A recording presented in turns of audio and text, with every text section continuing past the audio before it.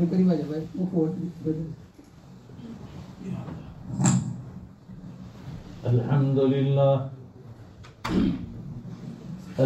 لله وكفى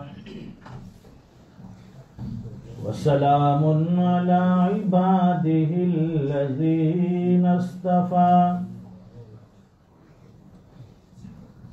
خصوصا على أفضلهم وخاتم النبيين محمد الأمين وعلى آله وأصحابه أجمعين أما بعد فأعوذ بالله من الشيطان الرجيم بسم الله الرحمن الرحيم ربنا لا تزغ قلوبنا بعد إذ هديتنا وهب لنا من لدنك رحمة إنك أنت الوهاب صدق اللہ العظیم. ایک مرتبہ درود پاک پڑھیں. اللہم صلی علی سیدنا و مولانا محمد وعلى آل سيدنا محمد وبارك وسلم. بزرگوں اور دینی بھائیوں،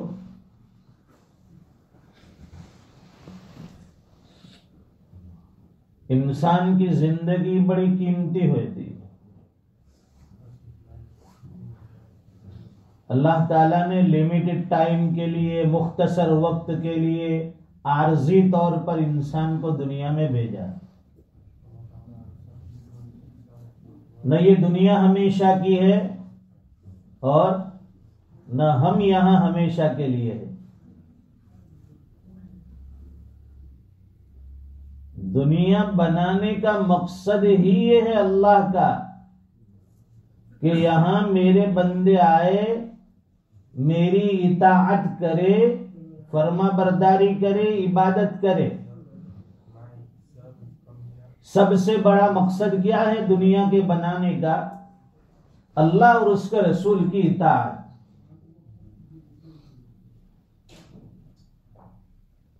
اطاعت اللہ اور اطاعت رسول.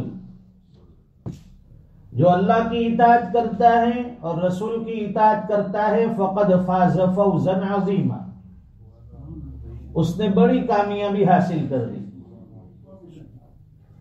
دین بہت ایزی ہے، بہت آسان ہے، کوئی مشکل نہیں ہے. ہم لوگوں نے اسے مشکل بنا دیا ہے، ورنہ دین مشکل نہیں ہے. اللہ تعالی ہمیں سمجھنے کی توفیق عطا فرمائے، دین پر صحیح نہج پر چلنے والا بنائے. قرآن کریم میں اللہ فرماتے ہیں وَمَا خَلَقْتُ الْجِنَّ وَالْإِنسَ إِلَّا لِيَعْبُدُونَ. ہم نے جنت اور انسانوں کو محض اپنی عبادت کے لیے پیدا کیا، اپنی اطاعت کے لیے پیدا کیا، اپنے ذکر کے لیے پیدا کیا، اپنی یادوں کے لیے پیدا کیا.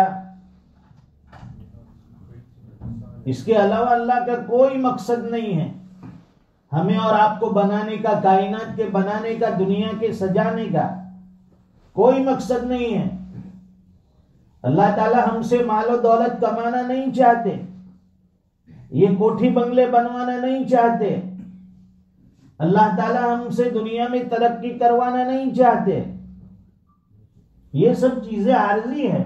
آپ مکان بھی بنائیے، بنگلے بھی بنائیں، کار بھی خریدیے، بزنس بھی کیجیے، کمائی بھی کیجیے، فیملی کے ساتھ اچھی لائف، اچھی زندگی گزاریے، اس سے منع نہیں کیا، لیکن جو تمہارے اور میرے پیدا کرنے کا مقصد اللہ نے بیان کیا وہ صرف اطاعت اور عبادت۔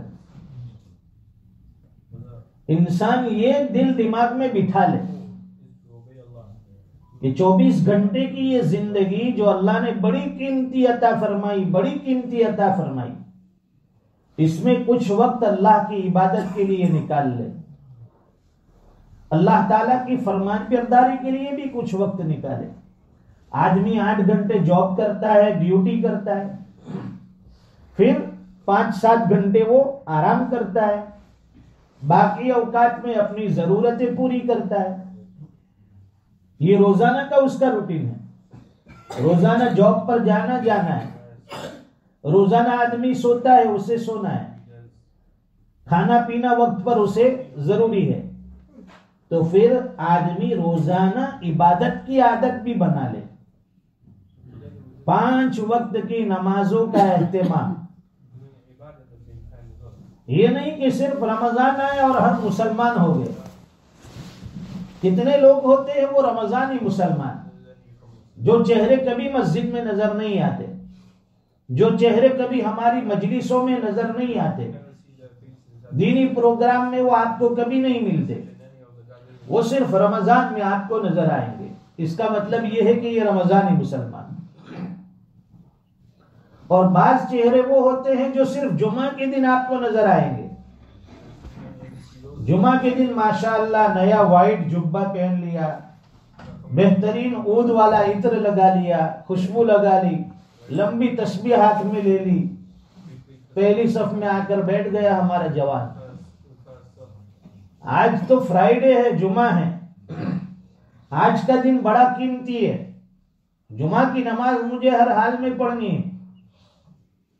پھر وہ جمعہ کے دن نماز کے بعد فارغ ہو کر جاتا ہے، اگلی جمعہ تک نظر نہیں آتا ہے۔ بھائی صرف ہم جمعہ کے والے مسلمان نہیں ہیں، ہم تو 24 گھنٹے کے مسلمان ہیں۔ ہماری 24 گھنٹے والی زندگی اس بات کی شہادت ہے کہ یہ مسلمان ہے، یہ ایمان والا ہے، یہ اللہ اور اس کے رسول کی اطاعت والا ہے، اس نے محمد رسول اللہ کا کلمہ پڑھا ہے۔ قرآن کریم میں اللہ فرماتے ہیں ان اللہ اشترى من المؤمنین انفسهم واموالهم بان لهم الجنہ، اللہ تعالیٰ نے مومنوں سے اس کی جان بھی خرید لی، اس کا مال بھی خرید لیا، جان اور مال کا سودا ہم نے کر لیا اللہ کے ساتھ، بدلے میں اللہ ہمیں جنت عطا فرمانے والے۔ یہ جان ہماری نہیں ہے، یہ مال بھی ہمارا نہیں ہے، یہ مکان بھی ہمارا نہیں ہے، یہ دکان بھی ہماری نہیں، بزنس اور کاروبار بھی ہمارا نہیں ہے، یہ اللہ نے ہمیں عارضی طور پر اس کا مالک بنایا، اس کا ہم نے سودا کر لیا ہے۔ یہ جان اللہ کی ہے، جب چاہے لے سکتے ہیں۔ یہ سانس چل رہی ہے، اللہ نے دی ہے، جب چاہے اللہ اسے لے سکتا ہے، جان بھی اور مال بھی۔ اور بدلے میں ہمیں کیا ملنا ہے؟ اللہ نے تو وعدہ کیا کہ اس کے بدلے میں تمہیں جنت دوں گا۔ اب ہم لوگ جنت کے متمنی بنے، جنت کے حقدار بنے۔ رمضان کا مہینہ ماشاءاللہ، رمضان میں جنت کمانا ایک دم آسان۔ فتحت ابواب الجنہ وغلقت ابواب النار۔ جب رمضان کا مہینہ آتا ہے اللہ تعالیٰ جنت کے دروازے کھول دیتے ہیں، جہنم کے دروازے کلوز کر دیے جاتے ہیں، بند کر دیے جاتے ہیں۔ جنت کھلی ہوئی ہے، جہنم بند ہے۔ تو جہنم بند ہے، پھر ہم جہنم میں جانے والے اعمال کیوں کریں رمضان میں؟ رمضان میں تو جنت کھلی ہوئی ہے، تو جنت میں جانے والے اعمال کرو۔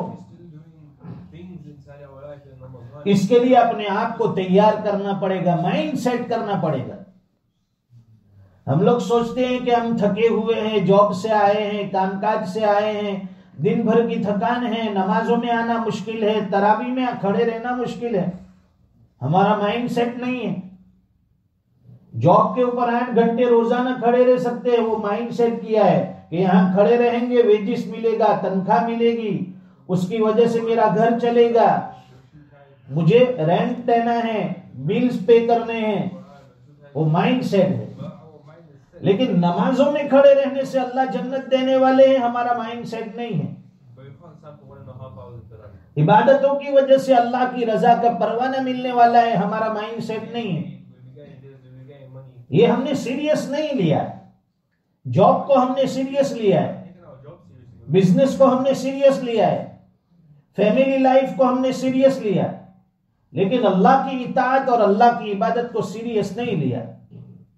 اسے سیریس لینے کی ضرورت ہے۔ جاب اپنے وقت پر ہوتا رہے گا، فیملی کے ساتھ ہم لوگ اپنی زندگی گزارتے رہیں گے، لیکن عبادت کے لیے آدمی کو تیار رہنا پڑے گا، تیار ہونا پڑے گا۔ اس لیے کہ ہمارے پیچھے ہمارا دشمن کون ہے؟ شیطان کھڑا ہے، اور ساتھ میں نفس بھی لگا ہوا ہے۔ شیطان نہیں چاہتا ہے کہ کوئی بھی بندہ کلمہ پڑھ کر ایمان والا بن کر جنت میں چلا جائے عبادتوں کے ساتھ۔ وہ تو یہ چاہتا ہے کہ جتنے کو ہو سکے میں ابو جہل کے ساتھ جہنم میں دھکیل دوں، فرعون کے ساتھ جہنم میں بھیج دوں۔ اس کی کوشش یہ ہے، اس کی ٹرائی یہ ہے، اس کی محنت یہ ہے کہ بڑی تعداد میں لوگوں کو گمراہ کر کے میں جہنم میں پہنچانے والا بنا دوں۔ خود بھی گمراہ ہے اور بندوں کو بھی گمراہ کرنا اس کا مشن ہے۔ ہم تو ڈوبے ہیں صنم، تم کو بھی ساتھ لے کر ڈوبیں گے۔ خود بھی گمراہ ہو وہ آدمی دوسروں کو بھی گمراہ کرتا ہے۔ تو سب سے پہلے نفس کا مقابلہ، شیطان کا مقابلہ، انسان کا نفس بھی اس کے ساتھ لگا ہے، وہ کوئی نہ کوئی بہانے بناتا ہے، اسے عبادت کے لیے تیار نہیں ہونے دیتا۔ گھر سے نکلے گا مسجد کے لیے کہ چلو بھائی عشاء کی نماز پڑھیں گے، تراویح پڑھیں گے، راستے میں شیطانی شکل میں فرینڈ مل گئے، وہی کہاں جا رہا ہے؟ نماز کے لیے جا رہا ہوں، تراویح پڑھوں گا، اللہ سے مانگوں گا۔ تو 1 آور تراویح میں کھڑے رہنا، پھر نماز، پھر وتر، 1.5 گھنٹہ ہو جائے گا نماز میں مسجد میں تجھے۔ چل تھوڑی دیر کے لیے رائڈ کر کے آتے، تھوڑی دیر کے لیے بازار میں گھوم کر آتے، تو وہی شیطانی دوست اس کو وہاں سے بہکا کر مسجد سے دور کر دیا، نمازوں کی طرف، مسجد کی طرف اسے آنے نہیں دیا۔ اور ہمارا رب چاہتا ہے کہ میرے بندے میرے قریب آئے، رمضان کا مہینہ ہے، میرے در پر آئے، میرے سامنے عبادت میں سجدہ ریز ہو جائے، میرے سامنے آہوزاری کرے، میرے سامنے مانگے۔ اللہ تعالیٰ منتظر ہے بندوں کی پکار کے، اللہ تعالیٰ منتظر ہے بندوں کی آہوزاری کے، اللہ تعالیٰ منتظر ہے بندوں کی عبادت کے۔ یہ رمضان کا مہینہ اللہ نے بڑا قیمتی ہمیں عطا فرمایا ہے۔ 1 مہینے کی اگر ہم نے قدر کر لی رمضان کی، اللہ تعالیٰ سال کے 11 مہینے ہمارے لیے ایک دم آسان کر دیں گے۔ 1 مہینہ تھوڑا مجاہدے والا گزارو، اپنی مرضی سے کھانا پینا چھوڑ دو، اللہ کی مرضی کے مطابق کھاؤ، اپنی مرضی سے آرام کرنا چھوڑ دو، اللہ کی مرضی کے مطابق آرام کرو، اپنی مرضی کی ساری چیزیں چھوڑ دو، اللہ کی مرضی کے مطابق 1 مہینہ گزار کر بتاؤ، پھر اللہ تعالیٰ باقی 11 مہینے آپ کو عافیت والے عطا فرمائے گا۔ تو میری اور آپ کی کوشش یہی ہونی چاہیے کہ رمضان کا مہینہ جتنا ہو سکے ہم نیکیوں میں گزارے، جتنا ہو سکے اعمال صالحہ میں گزارے، جتنا ہو سکے اللہ کو راضی کرنے کے لیے گزارے۔ ان اللہ اشترى من المؤمنین انفسهم واموالهم بان لهم الجنہ۔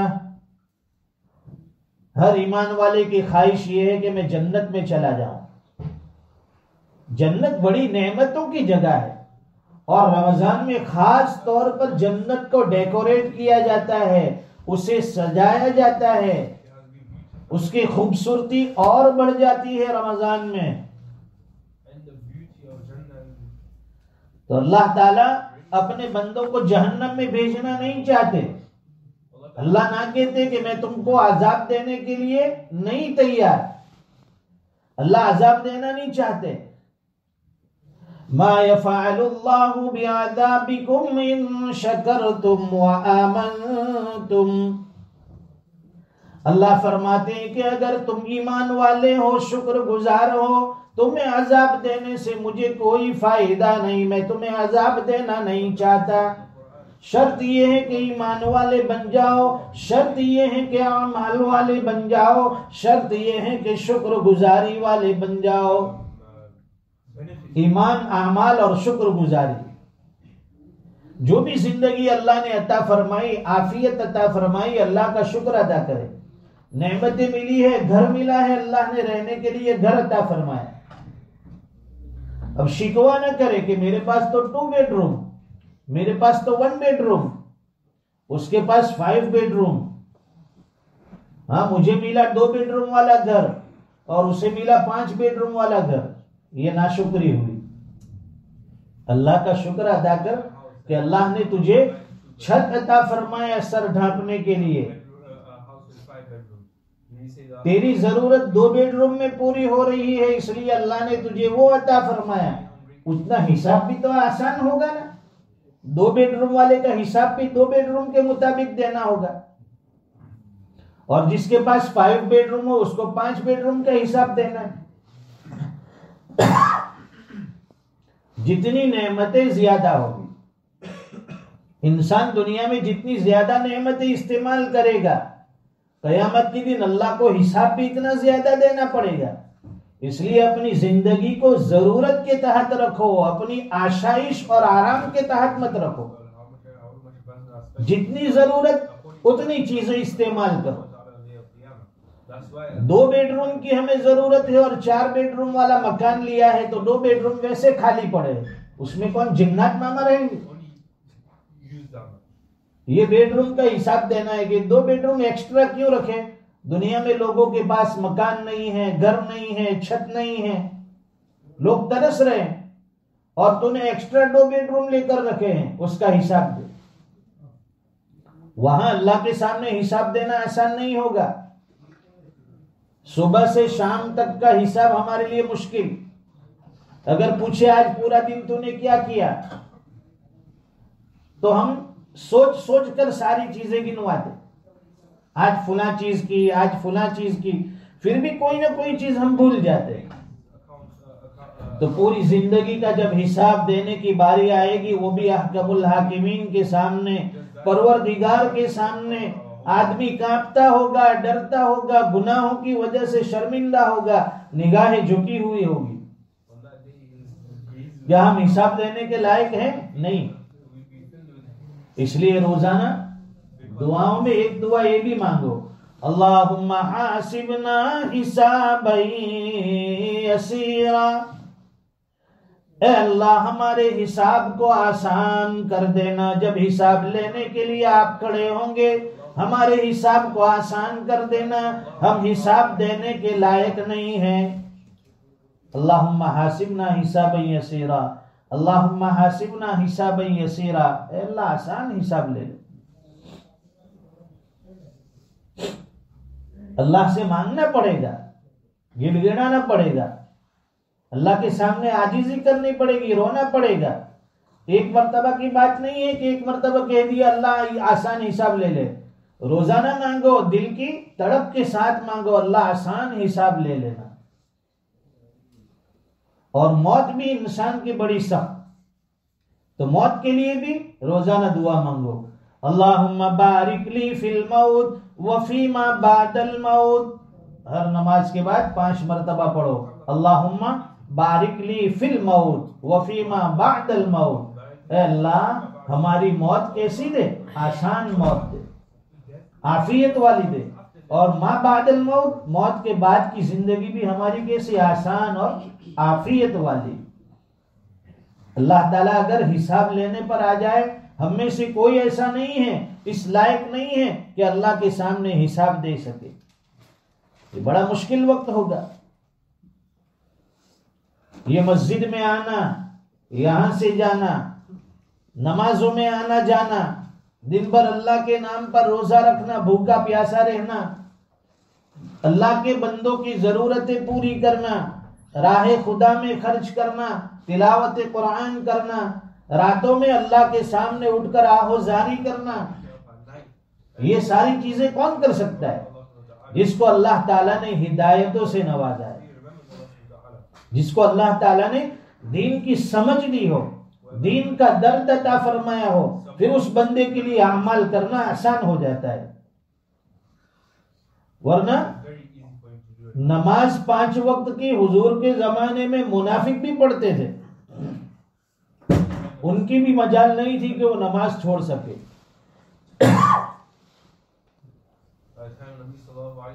ان الصلاۃ کانت علی المؤمنین کتابا موقوتا، وقت مقررہ پر نمازیں یہ مسلمانوں کے لیے فرض ہے. اب ایسا نہیں ہے کہ آپ ظہر کی نماز کو عصر کے ٹائم پہ پڑھو، عصر کی نماز کو مغرب میں پڑھو، مغرب کو عشاء میں پڑھو. نہیں، ہر نماز اس کے وقت پر پڑھ کر بتانی، اور وہ بھی پابندی کے ساتھ. حضور کے زمانے میں کسی منافق کی مجال نہیں تھی کہ وہ جماعت کی نماز چھوڑ دے. اور حضرت عمر کے زمانے میں تو اور سختی، کوڑے لگتے تھے.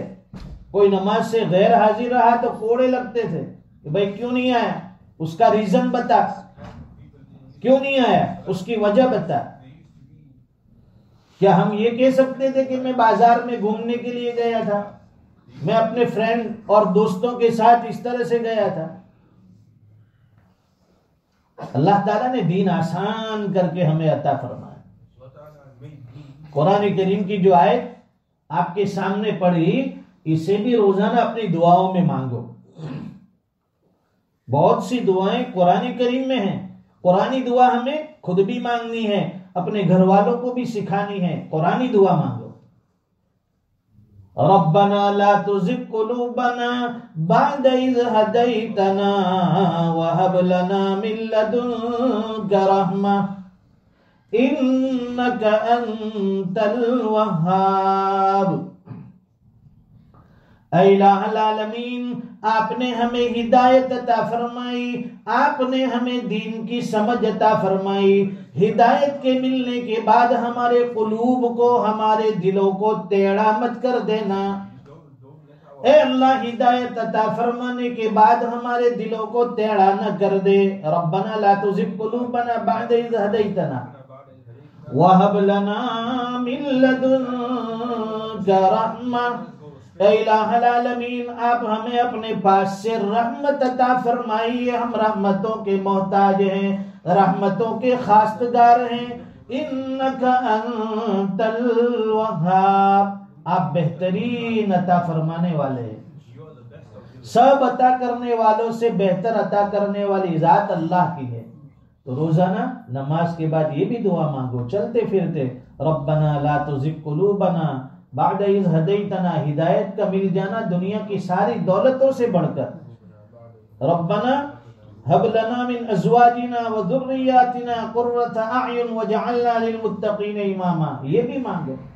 ربنا لا تزغ قلوبنا بعد إذ هديتنا وهب لنا من لدنك رحمة إنك أنت الوهاب.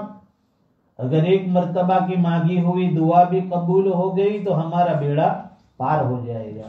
اللہ تعالی ہمیں رمضان کی صحیح قدردانی عطا فرمائے. اللہ تعالیٰ کی عظمت، اس کی محبت، اس کی اطاعت کا جذبہ ہمیں عطا فرمائے. ہدایتوں سے اللہ تعالیٰ مالا مال فرمائے، اور اللہ تعالیٰ رمضان کی ساری نیکیوں کو قبول فرما لے.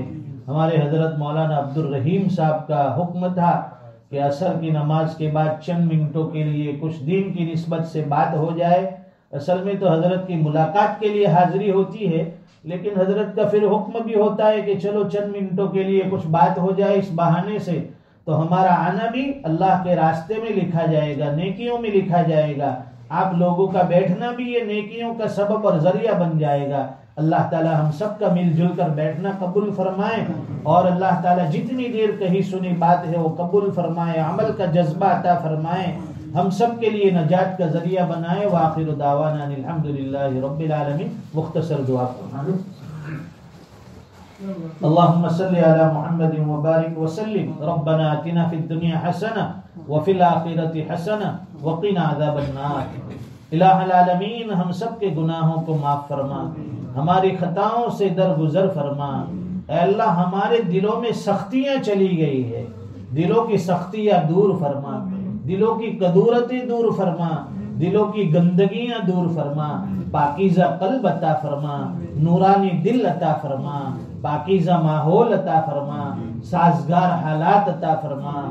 اے اللہ پورے عالم کے مسلمانوں کی جان مال عزت آبرو ایمان اور اسلام کی حفاظت فرما. آپ نے ہمیں عافیت عطا فرمائی, عالم کے مسلمانوں کو عافیت دے دے. آپ نے ہمیں نعمتوں سے نوازا, دنیا کے مسلمانوں کو نعمتوں سے نواز دے. اے اللہ اپنی خصوصی رحمتیں ہم پر شامل فرما, ہمارے گھروں میں 100% دینداری پیدا فرما. ماحول زہریلا ہے, حالات ناسازگار ہیں, ہر طرف گناہوں کے جال بچھے ہیں. اے اللہ ہماری بھی حفاظت فرما, ہمارے اہل و عیال کی نسلوں کی حفاظت فرما. پہلے گناہ گھر سے باہر ہوتے تھے, اے اللہ گناہ گھر گھر میں داخل ہو گئے ہیں. اے اللہ ہماری جیب میں گناہ داخل ہو گئے ہیں, نہ جانے روزانہ ہم کتنے گناہ کرتے ہیں. پیارے اللہ نعمتیں آپ کی استعمال کرتے ہیں, بغاوت آپ سے کرتے ہیں. اے اللہ کھانا آپ کا کھاتے ہیں, پینا آپ کا پیتے ہیں اور آپ سے نافرمانی کرتے ہیں, نفس اور شیطان کی غلامی میں لگے ہوئے ہیں.